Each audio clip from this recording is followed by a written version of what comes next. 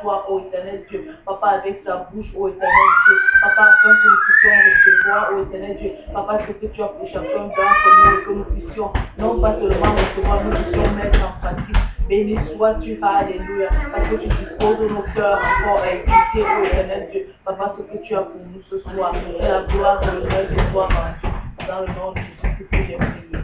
Amen. Amen. Il faut les enfants là, ça. Théophile. Alléluia.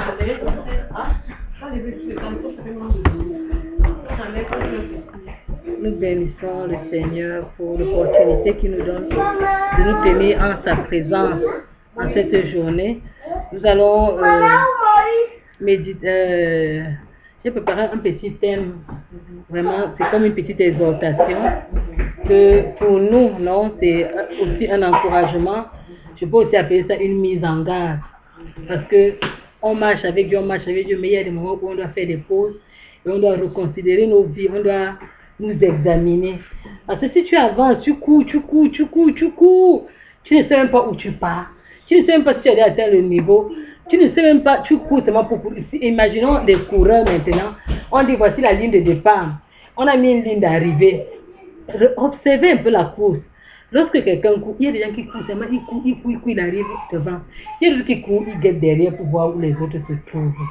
Mais nous, en tant que chrétiens, nous ne pouvons pas courir comme des gens qui courent juste pour arriver au but qui est le Seigneur.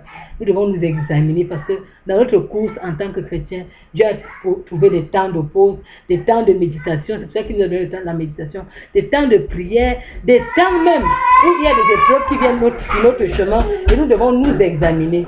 Et donc, pendant notre parcours, où nous en sommes, aujourd'hui, le Seigneur m'amène dans un thème, dans un sujet qui va nous amener vraiment à méditer. Et j'ai intitulé ce sujet la dépendance. Les dépendances, j'ai mis ça au pluriel. Et quand j'essaie de voir ce que me dit le dictionnaire sur ce que c'est qu'une dépendance, je vois que on dit que la dépendance c'est une situation de quelqu'un, d'un groupe qui n'a pas son autonomie par rapport à un autre, qui n'est pas libre d'agir à sa propre guise. Donc, quelqu'un qui est dépendant n'est pas libre. Il dépend de quelque chose ou de quelqu'un. C'est aussi l'état de quelqu'un qui est soumis à l'autorité d'autrui. On peut dire par exemple que Théophile est dépendant de Marie-Laure parce que Théophile est sous toute l'autorité de Marie-Laure. C'est aussi par rapport à une relation étroite qu'on entretient avec quelqu'un ou quelque chose. Et cette personne nous conditionne. Donc, quand tu es dépendant de quelque chose, c'est qu'il y a une chose qui existe, mais cette chose-là a l'influence dans ta vie de manière à ce que tu ne peux rien faire sans cette chose-là. Et là, c'est un peu grave.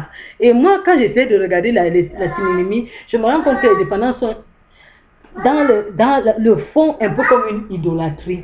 Parce que quand tu es dépendant de quelque chose, quand je vois un peu la définition de l'idolâtrie, on dit que l'idolâtrie est une sorte de passion. C'est une admiration excessive vouée à quelqu'un, un attachement aveugle, religieux envers quelque chose. Donc la dépendance, dans notre thème d'aujourd'hui, dans notre sujet d'aujourd'hui, nous allons prendre ça comme un attachement, comme une forme d'idolâtrie qui nous rend esclaves, asservis à quelque chose.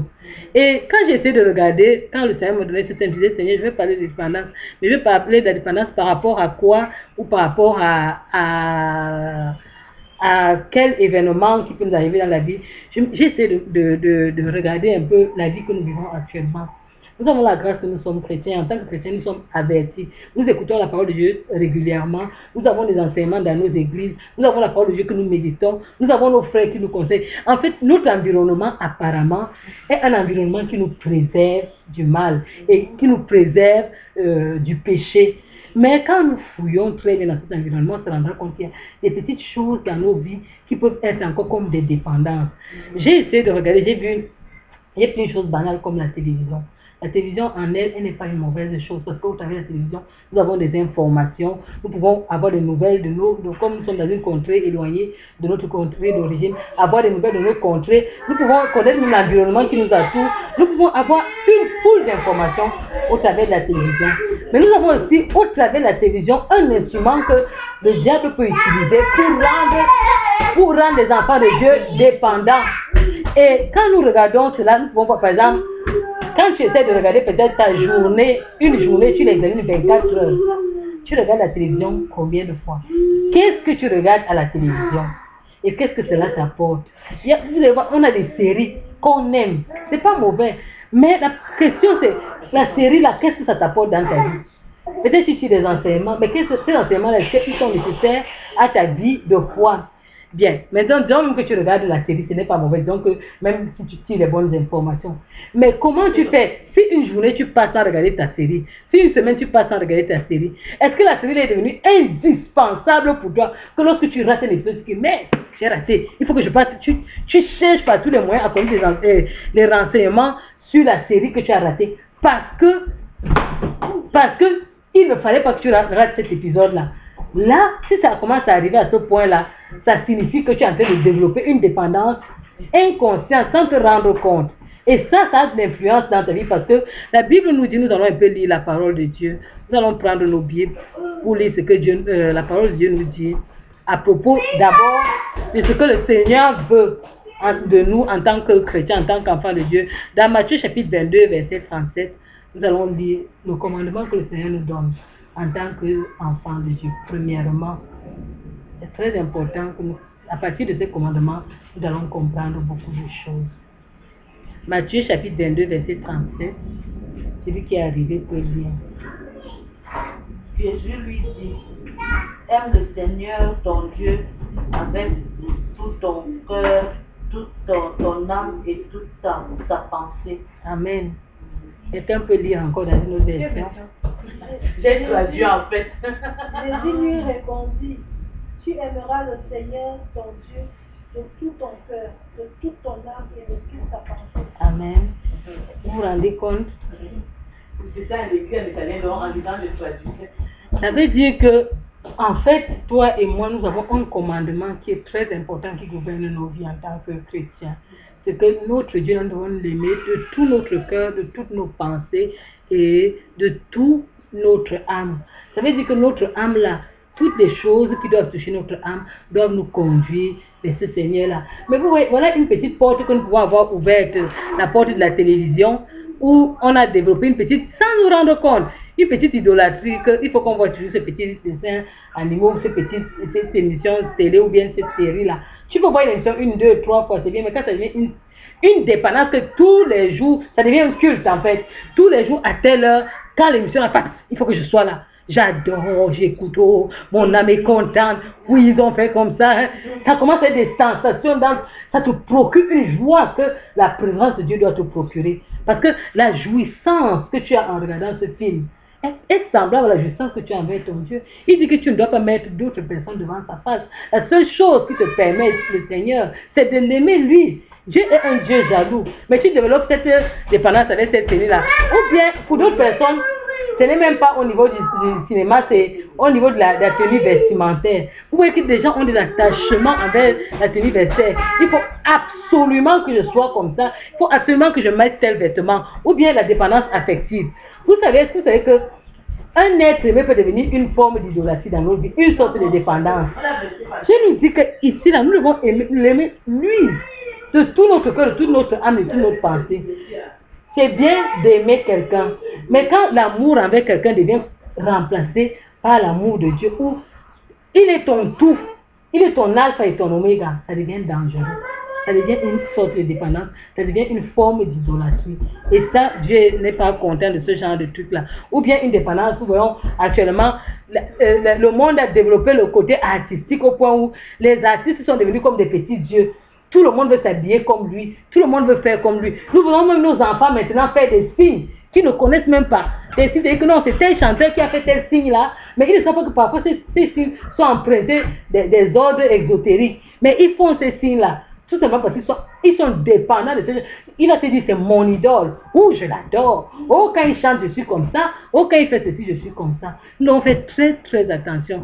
Et ça, c'est des idolâtries peut-être qui sont même des dépendances qui sont externes. Il y a des dépendances qui sont internes. Ces dépendances-là, j'ose croire, je prie Dieu que nous ne soyons pas dans ces dépendances.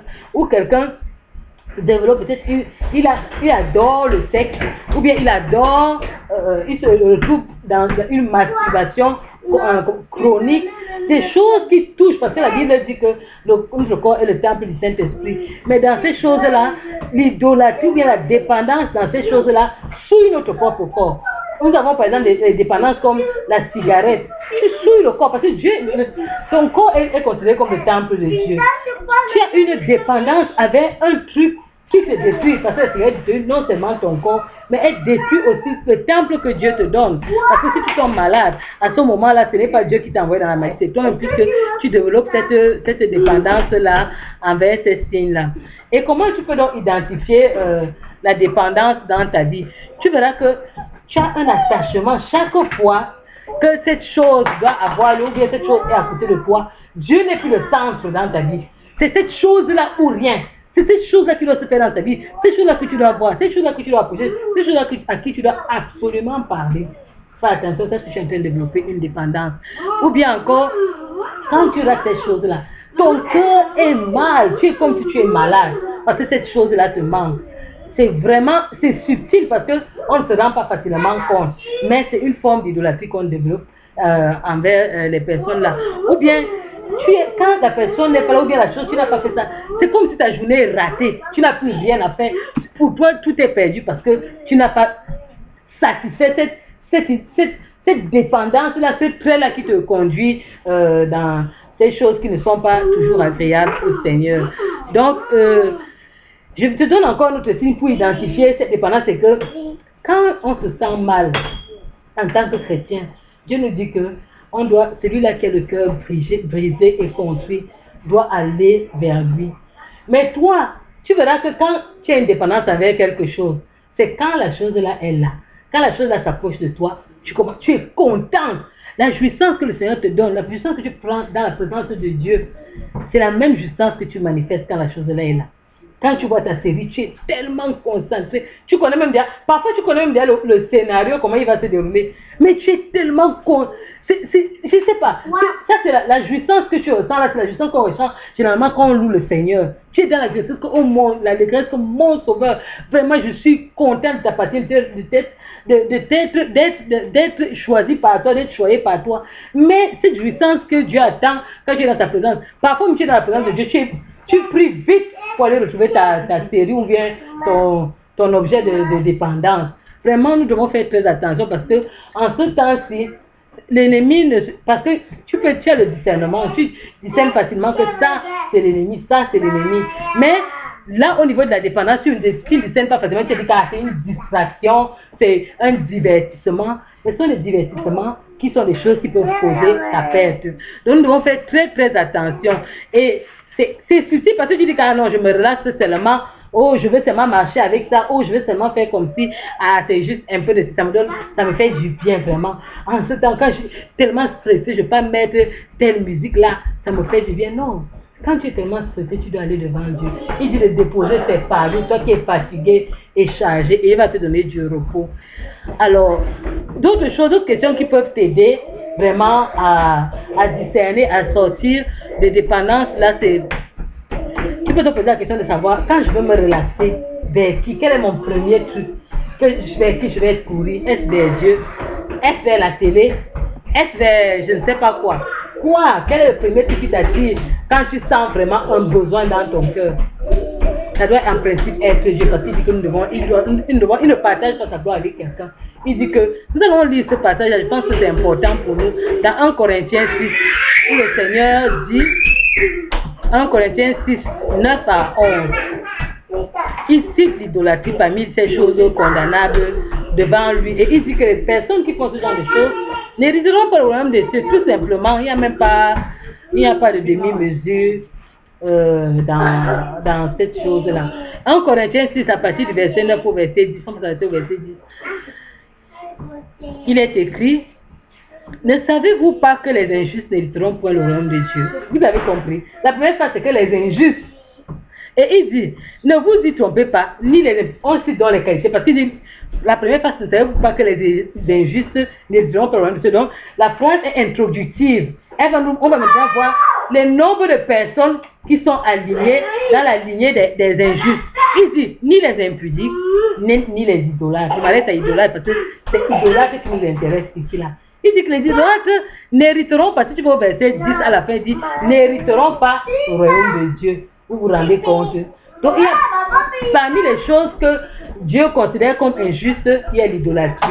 Et quelque part, il nous a dit que l'idolâtrie est coupable devant Dieu. Et donc, si tu prends une autre personne, une autre chose que tu mets devant Dieu, au point où cela t'attaque, cela te donne une jouissance, tu es en paix. Quand tu cherches la paix ou tu as les fardeaux, c'est vers cette chose que tu cours d'abord avant de courir devant Dieu. Sache que tu es en train de développer une dépendance. Et que cette dépendance devant Dieu est une abomination. Et tu dois arrêter cela, sinon tu risques de te retrouver condamné par ces versets sans te rendre compte. Tu vas te dire, mais je marchais avec toi, je priais, je jeûnais, tu as fait toutes ces choses. Dieu va te dire que loin de moi. Tu avais une dépendance dans ta vie, tu ne te rendais pas compte. Et c'est tellement ceci parce qu'en notre temps, si les choses, il y a tellement de, avec Internet, il y a tellement de moyens de divertissement que tu ne te rends même plus compte. Même moi, je suis contre, même comment dire, les choses, les dépendances envers certains prédicateurs, certains ceci, cela. Les prédications ne sont pas mauvaises, j'en fais même moi-même, donc ce n'est pas mauvais d'écouter ces choses. Mais la dépendance que l'enfant de Dieu doit avoir, c'est la dépendance envers son Seigneur. Il dit qu'il est le seul. Tu dois l'aimer de tout ton cœur, de toute ton âme, de toute ta pensée.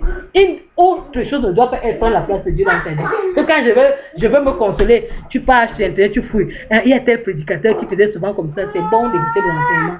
Mais c'est mieux d'aller devant Dieu parce que une prédication c'est bien, c'est la pensée de quelqu'un qui est allé devant Dieu et qui est venu devant Dieu pour pouvoir donner cette parole. Mais si toi, dans ta situation, dans ton problème, tu pars devant Dieu, tu vas avoir plus que cela parce que Dieu va te parler dans ta situation, il va te donner les problèmes dans ta situation et tu auras la paix devant notre Seigneur.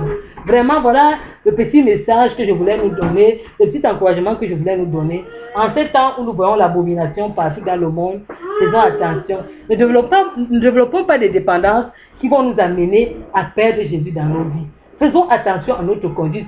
On disait qu'il travaille à son salut avec crainte et tremblement. C'est vous montrer à quel point cela est sérieux. Nous devons être autant sérieux dans les grandes que dans les petites choses. Et les petites choses-là, ce sont ces petits renards qui sont des dépendances dans nos vies, qui effritent notre salut, qui effritent notre communion avec Dieu, au point où la majeure partie de notre temps, nous dédions à ces choses-là, pour dédier notre temps à Dieu. Dieu a besoin de nous dans sa face. Dieu a besoin que nous prions, nous le louons, nous l'adorions, que nous nous soyons devant lui, que nous parlions avec lui. Tu ne peux pas dire que tu as un père, tu ne parles jamais avec lui. Quel est l'enfant qui peut vivre dans une maison et ne parle jamais avec son père? Voici Théophile ici, va tu vas appeler ta maman. Voilà, chez toi, va toujours t'appeler maman, ceci, mais est-ce que tu n'es pas content quand ton enfant te parle? Je vous pose la question renversée. Si tu avais un enfant qui ne te parle jamais, comment tu allais te sentir? Nous voyons ça, les blancs appellent ça des maladies, que l'enfant ne parle jamais, on ne sait pas ce qu'il a, il ne se plaint jamais.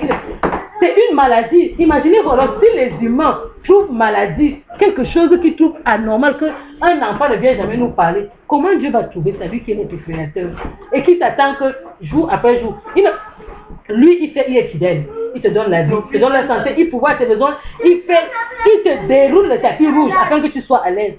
Même un merci pour aller le dire dans sa présence, tu ne parles pas. Mais quand ton heure de culte série télé arrive, tu es fidèle et tu ne rates pas. Tu es fidèle au point où, si c'était midi, si la télé commence à midi pile, tu es devant ta télé. Mais s'il fallait aller au culte, tu arrives à 13h. Parce que vraiment, il y avait ci, il y avait cela. Mais le petit culte que tu as devant ta télé ou bien devant ta petite dépendance, tu es fidèle. J'aime prendre l'exemple sur les rendez-vous des amoureux. Quand les gens sont jeunes, les jeunes amoureux là, quand ils ont rendez-vous, ils sont tous fidèles. Mais comment notre amour pour Dieu est passé au point où nous n'arrivons pas le matin à nous lever pour aller dire bonjour à notre amoureux qui est le Seigneur. À celui-là qui nous donne même l'air que tu vas vivre pour aller dans tes séries télévision ou je sais pas moi quoi, aller nourrir tes dépendances. Lui il te donne 100 jours, tu ne peux même pas lui dédier du temps. Vraiment, le proverbe dit pour un homme sage, peu de mots suffisent. Je ne veux pas, le but ce n'est pas de nous connaître, le but c'est de nous montrer l'importance et le danger des dépendances dans nos vies. Peut-être les dépendances dans lesquelles tu te trouves, je ne l'ai pas cité, mais sache que la chose qui quand tu te lèves, tu te dis je veux me relaxer, je veux me sentir bien, tu cours vers, est une forme de dépendance dans ta vie. Et ça se tient en obstacle à ta foi, ta communion avec Dieu. C'est bien de te divertir, c'est bien d'aller vers d'autres choses qui peuvent te faire changer d'idée, mais c'est mieux encore de se tenir dans la présence de Dieu. Nous allons donc prier. Chacun de nous va regarder dans sa vie s'il n'y a pas de dépendance, gloire à Dieu. Mais si tu reconnais qu'il y a certaines choses parfois qui sont comme des dépendances qui t'empêchent de tenir dans la présence de Dieu, tu vas te repentir tout simplement et tu vas dire à Dieu de te faire grâce. Amen. Marie va nous conduire pendant ce temps de prière.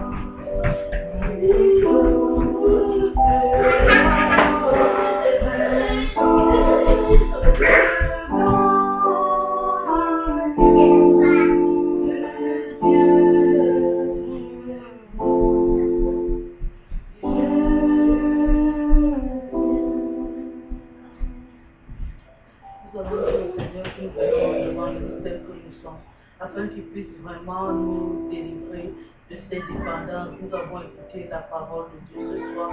Oh, nous allons prier afin que le Seigneur nous délivre de nos dépendances. Et nous allons prier qu'il nous donne la force également de faire notre part. Parce que quand le Seigneur nous délivre également, après il faut que ça prenne notre discipline aussi, ça prend notre volonté. Donc le Seigneur ne peut pas faire et puis nous également, consciemment, on retourne. Donc nous prions. Oh Seigneur Jésus, Papa, nous venons encore te demander pardon. Papa, pour les dépendances, oh éternel Dieu, Papa, la télévision, oh mon Père céleste. Papa, toute autre chose qui prend ta place dans nos vies. Oh, pour on est plus fidèle à ça qu'à toi. Papa, nous te demandons pardon, oh Seigneur Jésus, parce que tu nous as parlé ce soir et nous reconnaissons que nous sommes coupables. Papa, nous prions que par ton sang précieux, tu nous laves. Papa, que tu nous pardonnes et tu nous délivres. Papa, ta parole déclare que vous connaîtrez la vérité vous affranchira. Papa, nous avons écouté ta vérité, ta parole qui est la vérité. Papa, afin d'être affranchis de nos dépendances, que ce soit les dépendances avec des choses, que ce soit les dépendances avec des personnes. Papa, tu as dit, ô éternel Dieu, que nous devons t'aimer, ô éternel Dieu, de tout notre cœur, tout notre âme, de tout notre pensée, ô éternel Dieu. Et rien ne doit prendre ta place dans nos vies. Papa, nous te demandons pardon. Papa, pour cette idolâtrie, ô éternel Dieu, pas cette dépendance qui est une idolâtrie. Papa, aie compassion de nous, ô Seigneur Jésus. Papa, délivre-nous, ô Seigneur Jésus. Pas seulement nous qui sommes présents, mais nos frères qui n'ont pas pu être aussi avec nous. Papa, ouvre-leur sur encore, sous cette dépendance, ô éternel Dieu. Afin que nous accorde son importance, afin que nous soyons les enfants dignes de notre Père. Papa, nous avons vu que les idolâtres n'entreront pas. Oh, Papa, quoi ça nous sert? Papa, ne nous débat suffit pas si nous n'allons pas entrer dans ton royaume. Papa, nous te supplions, aie compassion de nous. Papa, nous voulons être avec toi quand tu vas venir enlever ton église. Papa, nous voulons être auprès de toi. C'est cela que nous prions à toi, oh Seigneur Jésus.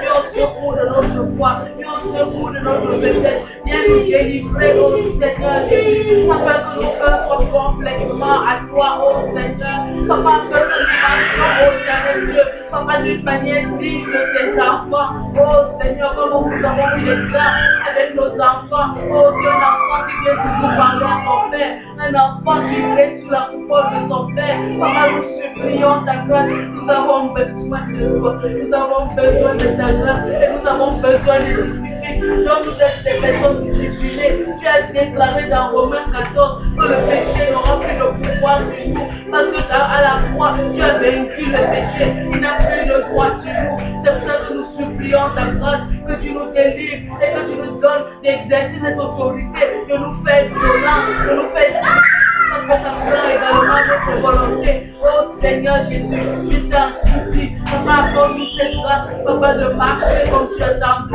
nous et d'accorder davantage de temps à nos moments de communion avec toi, à nos moments d'intimité avec toi, afin que nous soyons pleins de ta présence, parce que si nous sommes remplis de ton esprit, papa, nous n'allons pas aimer les œuvres de la chair, les œuvres de la chair qui mènent à la mort. Papa, nous supplions ta grâce et compassion de nous. Papa, fais-le dans nos vies, fais-le dans la vie de nos enfants, fais-le dans la vie de nos conjoints. Au nom puissant de Jésus, gloire à toi Seigneur, dans la vie de nos frères et sœurs, au nom de Jésus, papa, dans la vie de toute personne, papa, qui au travers des médias, va même suivre ce message, papa, tu vas agir, au nom puissant de Jésus, gloire à toi Seigneur, parce que tu agis dans nos vies, parce que tu nous délivres, parce que tu nous rends plus forts, parce que tu as dit dans haut éternel Dieu, papa, que nous sommes forts, nous jeunes gens, parce que la parole de Dieu demeure en nous, et nous avons vaincu le malheur. Papa, nous voulons vaincre le malheur ce soir, avec toutes les choses qu'il nous propose, pour nous éloigner de toi, pour nous distraire, pour nous faire vivre dans le péché. Au nom puissant de Jésus, gloire à toi Seigneur,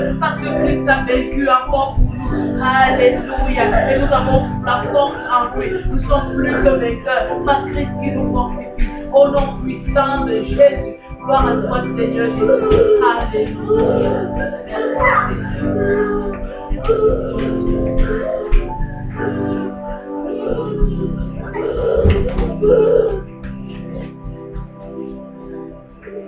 Nous allons continuer à prier. Nous allons prier vraiment pour le Québec, pour les Québécois, pour les